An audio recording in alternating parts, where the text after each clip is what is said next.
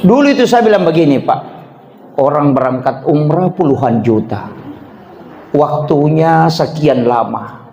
Kemudian perjalanannya melelahkan, ibadah dari ibadah ke ibadah. Kenapa kok Nabi gampangkan sekali pahala umrah? Gampang sekali, Pak.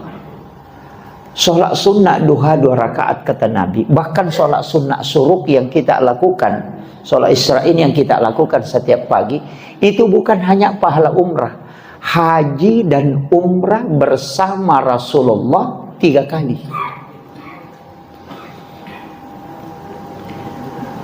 Itu luar biasa, Pak.